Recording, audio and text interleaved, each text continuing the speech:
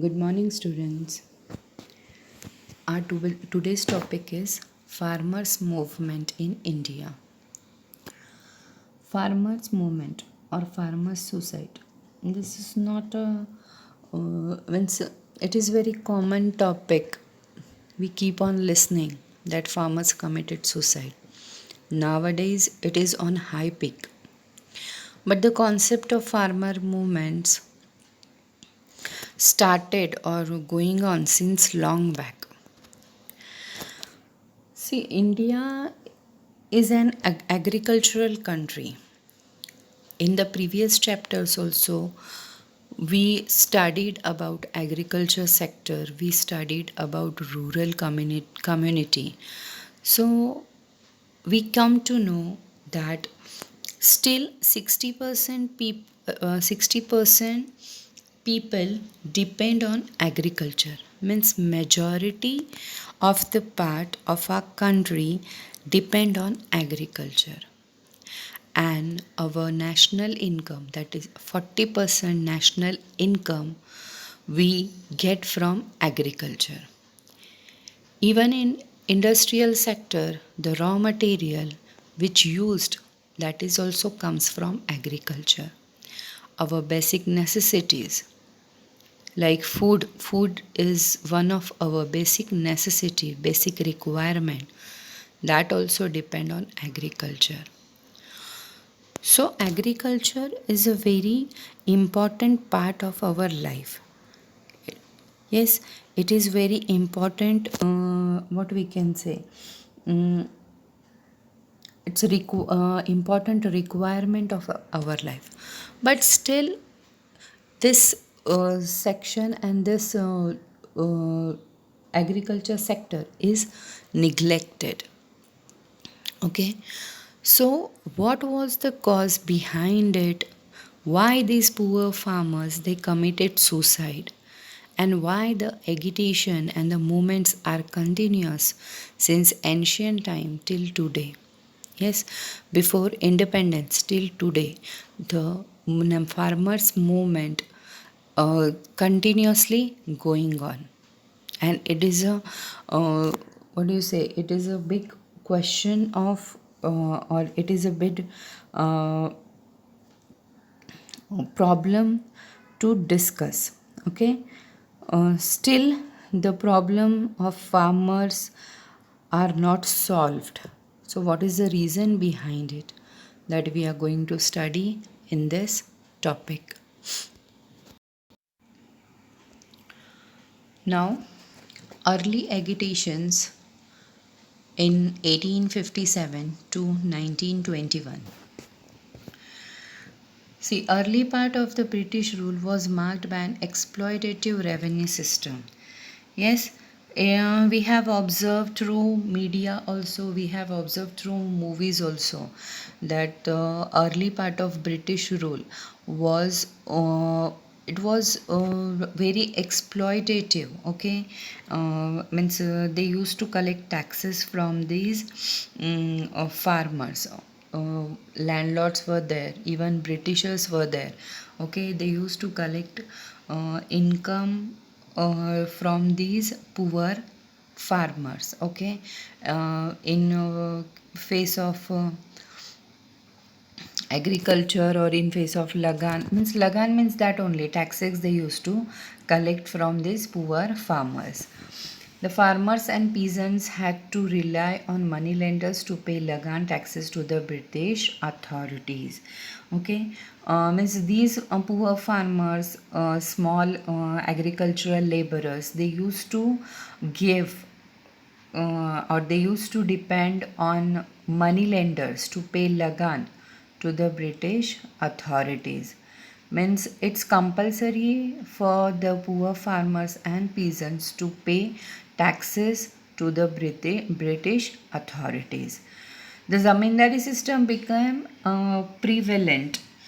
Okay, it was widespread. Means zamindari system was widespread. Even these poor farmers, they were not having their own lands, or sometimes their lands were snatched by them, this money lenders, or So these poor farmers, they unable to pay taxes in that situation. And sometimes their lands, they mortgage their lands to the money lenders. So in this situation, their lands were also snatched from them. So then they never used to pay the taxes. Okay, so such circumstances were there. Many small cultivators lost their rights over their hereditary land and resources. Means these people, they were having their own lands, but still somewhere their rights were violated. Okay, because the same is that they unable to pay the taxes, and sometimes indebtedness were there, loan were there, and they unable to repay the amount. So that's why their lands were snatched, and they were never used to get it back, as they have to repay their debt. The problem was further compounded by famines and natural calamities during this period. Okay, so this was the first part, that all the money lenders, okay, they used to exploit even money lenders, zamindars, they used to exploit these poor farmers. But natural calamities is one of the major problem, because agriculture is depend on agriculture is depend on nature. Okay, where a famine is there, heavy rainfall is there, drought is there. So in this situation also agriculture was not possible. So if agriculture is not there, so they are not supposed to get anything. Means the revenue, the income is almost low. So if the income is low, then how they used to get the profit on it? Okay, if crop is not cultivated, so definitely they are not supposed to get any income. They were not supposed to get any profit on it. Okay, this indebtedness increased, and whatever exploitation is there, that was multiplied. Okay, indebtedness means loan. So this loan used to increase day by day, because for their survival, if the cultivation, if the crop is not proper, quality crop is not there, so definitely they used to get loan from money lenders as well as from zamindars. Okay, and in this situation their debt used to increase every time, and they were not having sufficient amount to repay it. So the exploitation were indebtedness were increased, as well as exploitation also increased. So this was the early agitation. The next is now several sociologists like A.R. Desai, D.N. Dhanagre, they have documented the struggle which was done by the peasants and farmers against the British government. Even we have seen that movie Lagan also. That was only the struggle of the farmers against the Lagan, or the taxes which they used to pay to the British government. So that Lagan was not only in the form of money, but it was on the form of that crop also. Means they used to give the crops to the British government. Okay, so almost whatever they used to cultivate it, that they have to submit or give to the British government. So it was literally injustice or unfair with them. So these two sociologists, A.R. Desai and D.N. Dhanagre, okay, they documented, or they have focused, they written the struggles which was done by the peasants and farmers. So in that first one is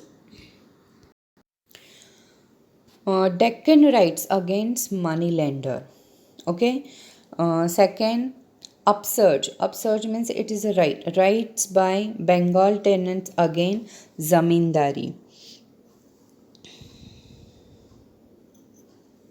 The Punjab Kisan struggles against moneylenders. During 1917 or 8, to 18, two peasant struggles led by the National Congress.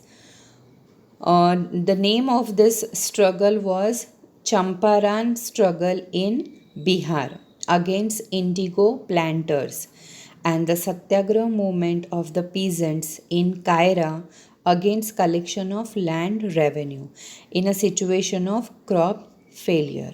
Okay, means crop is not there properly, crop is failed due to some natural disaster or natural calamities, the crop is failure, but still they were used to collect the land revenue, means land taxes whatever is there. Okay, they used to collect it by the authorities from the poor farmers. So that's why this agitation was taken place. The Congress formed peasant committees to take note of the unrest and demands of peasant grievances, means why the farmers they are aggressive, and what is their demand, why agitation is going on. So to put vision on it, this Congress committee or National Congress, they formed peasant committee, means a small landholder committee, means who can look after all the problems related to the farmers. So to put into vision the problems of farmer, this committee was came into existence by and it is formed by National Congress. So this was the early agitation and early rights which was taken place in 1917 to 18. Now moving ahead, the next topic is emergence of Kisan Sabha. The period of this organization was from 1922 to 1946. Congress party shows their support to the landlords and zamindars. So it triggered the means we can say it create a problem, and the farmers become very aggressive and they give their negative reaction for this kind of decision which has been taken by the Congress party, means they used to more focus towards landlords and zamindars. Okay, so this create a hatred, and it was means these farmers, they became very negative, and they agitate, they became very aggressive to the National Congress. Farmers were struggled. Okay, they were exploited by the this landlords and zamindars, but still Congress party, they were in support with landlords and zamindars. So there the farmers struggle were almost in vain. There is no use of farmers struggle. Okay, because Congress party, they were more focused on this with this landlords as well as zamindars. So that's why the in 1926 to 27, many Kisan Sabhas were organized in Bengal, Punjab, and Uttar Pradesh. They were having revolutionary plans in their mind. The Kisan Sabha movement started in Bihar under the leadership of Swami Sahajanand Saraswati. The purpose of this Sabha was to raise voice against the zamindari system. The representative of the Kisan Sabhas from Bihar and Uttar Pradesh presented a memorandum, means it was a memorandum, means it was a written message presented to the all party conferences. Okay, and they used to convey, with the help of this written messages, they tried to convey the major demands of the farmers. This, what was their demand, they tried to convey with the help of this memorandum, means with the help of written message to the all party conference. Later on, two struggles were marked.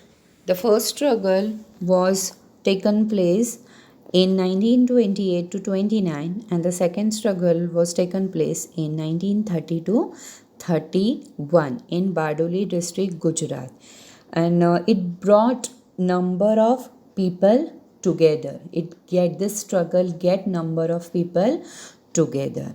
Okay, the next is the movement gathered momentum in the 1930s.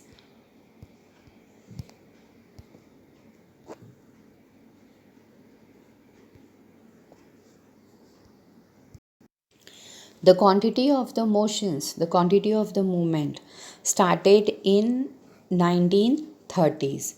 Okay, and in 1935 the first Kisan Congress was held, which was successful in putting forth the unrest and agony of farmers. Okay, the first in 1935 the first Kisan Congress which was held, okay, and it was successful to put in forth about whatever unrest, whatever agitation was taken place by the farmer, and uh, what are the suffering what were the suffering of the farmers that put in front of it. Means they were successful to putting forth the agitation as well as the exploitation faced by the farmers.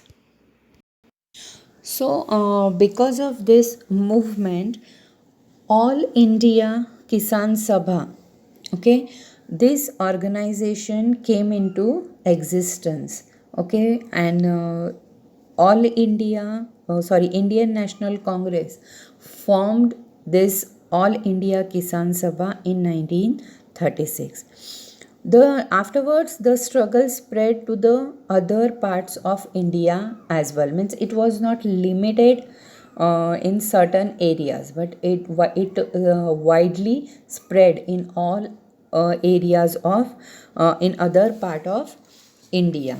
Like the some examples are given in Punjab. The farmers movement erupted under the leadership of Raja Mahendra Pratap. The Ghadar party played a very important role in mobilizing farmers and peasants of Punjab together.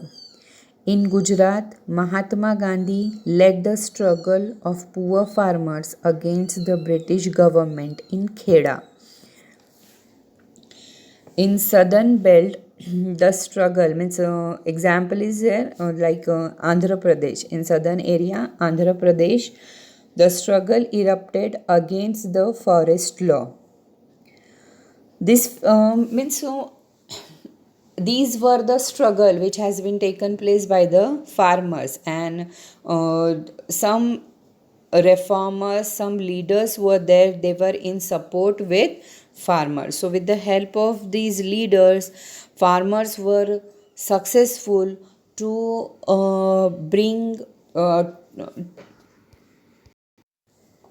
attention of the governments on their problems or towards their problems which were faced by them.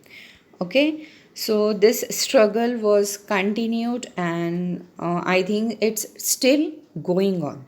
Means these farmers, they are not overcome with their problems yet. So this phase is also characterized by worsening of peasant position, consequently culminating into a series of revolts and rebellious actions.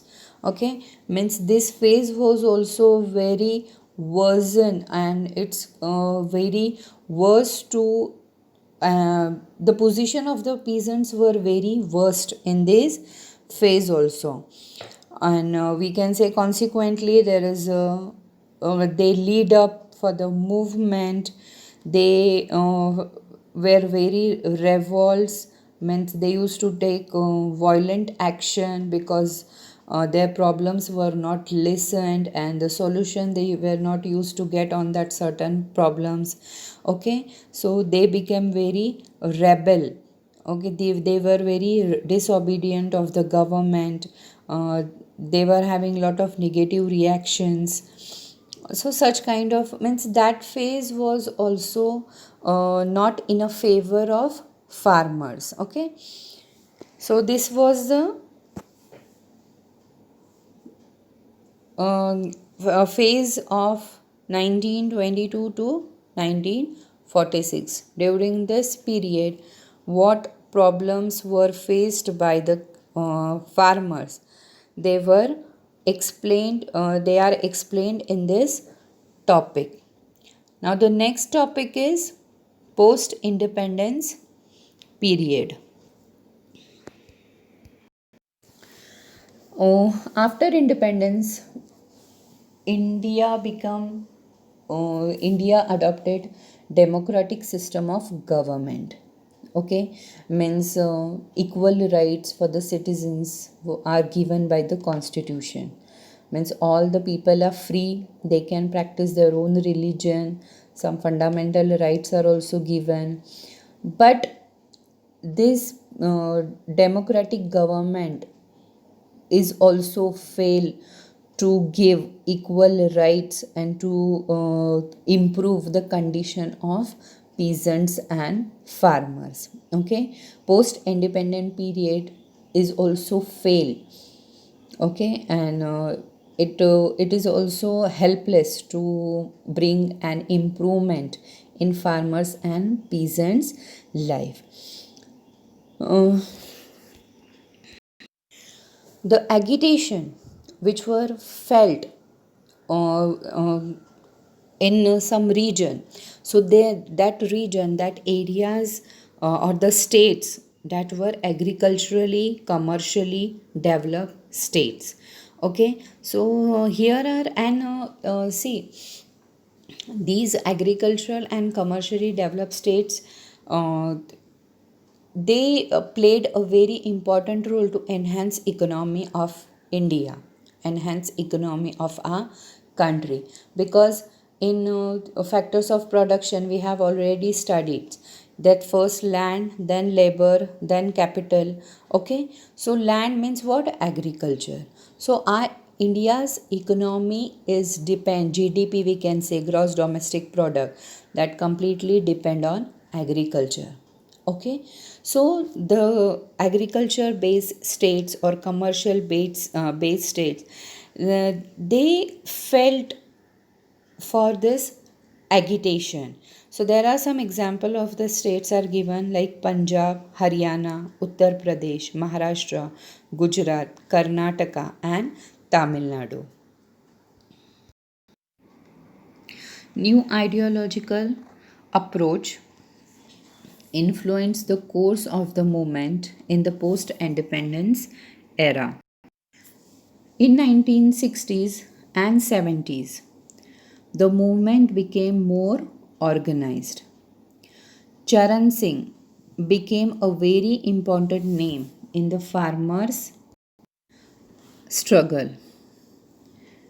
He opposed heavy mechanization and industrialization and championed low capital investment in agriculture. He formed the Bharatiya Kranti Dal and the Bharati Lok Dal in 1974. By the 1970s, farmers started forming their groups without the backing of any political organization.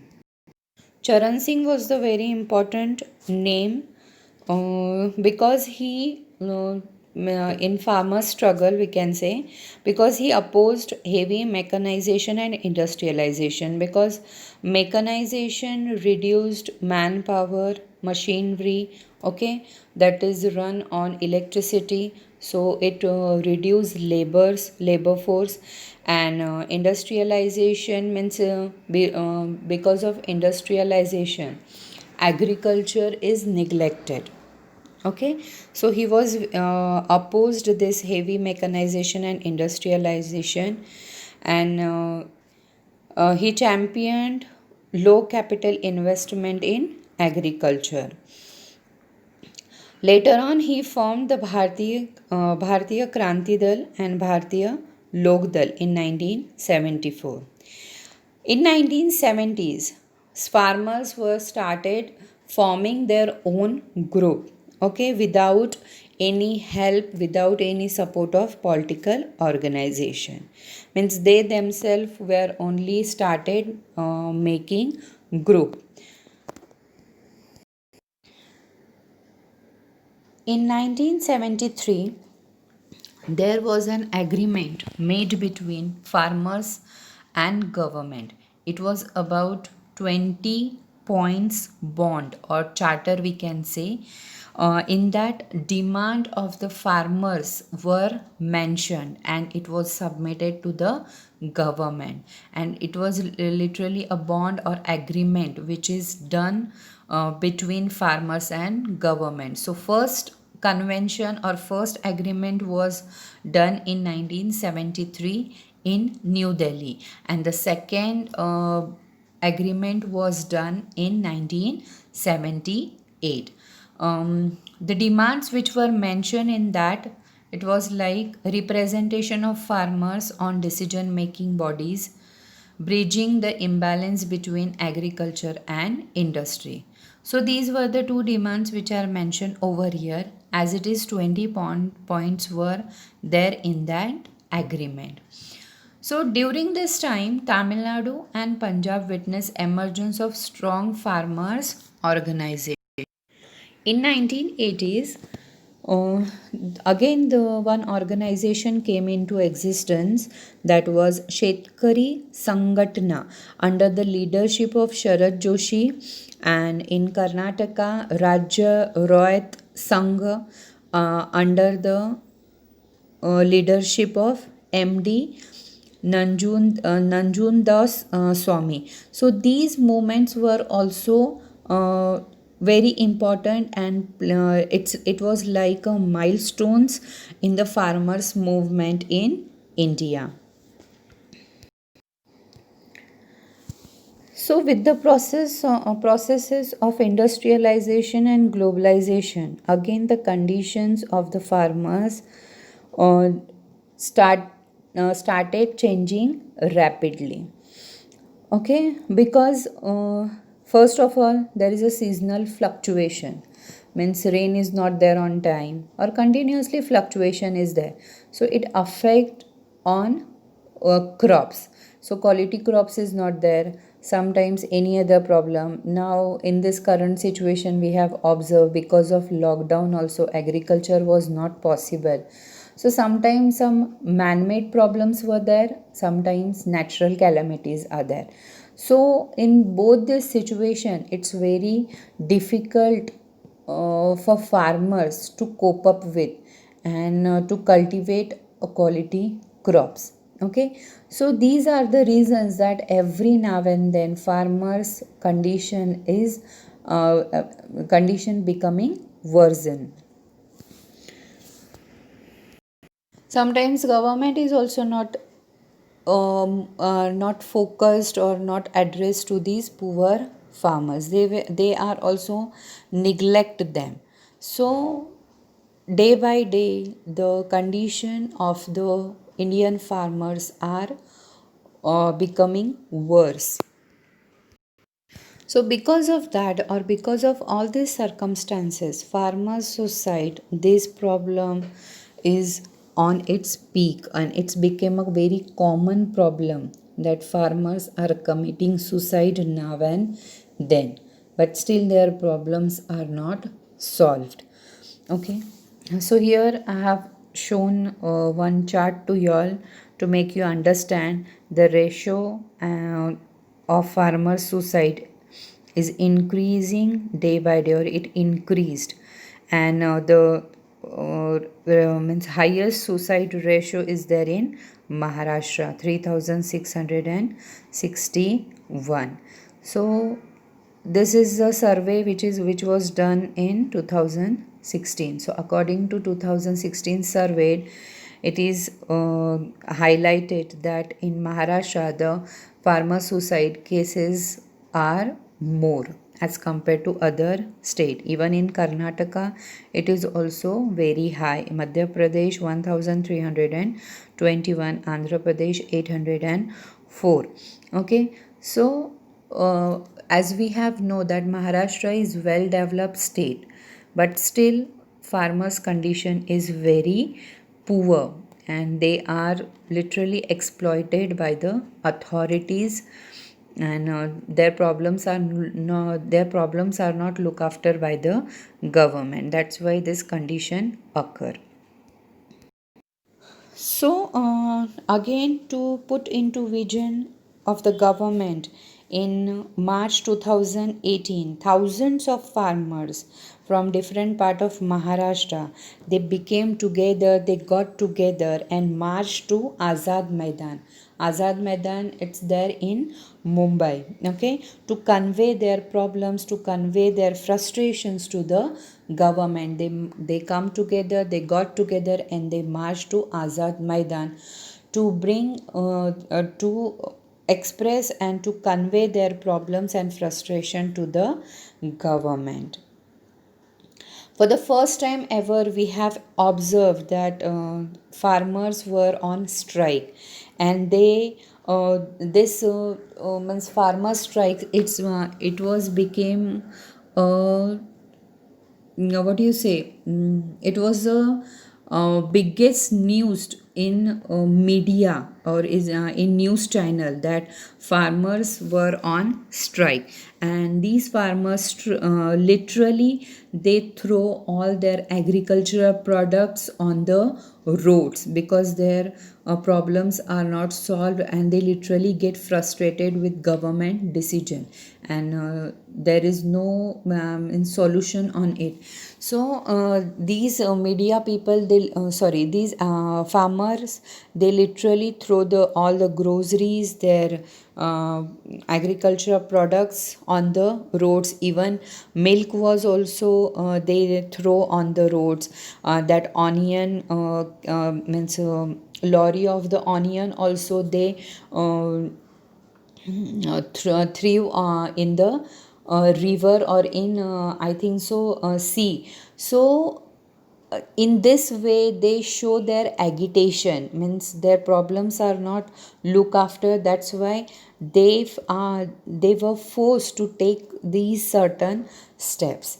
So this is the condition of the farmers. Though our country became independent, we have adopted democratic government. All equal rights are given. We are living very luxurious life, but somewhere 60% of our country's part which is engaged in agriculture, they are still suffering and their problems are not solved. Okay, so I think we have to look after all this situation, because if we can talk about economy of our country, so our country's 40% national income depend on agriculture. So it's mean a lot. So that's why their farmers problem should be solved, and they should provide all the facilities which they required.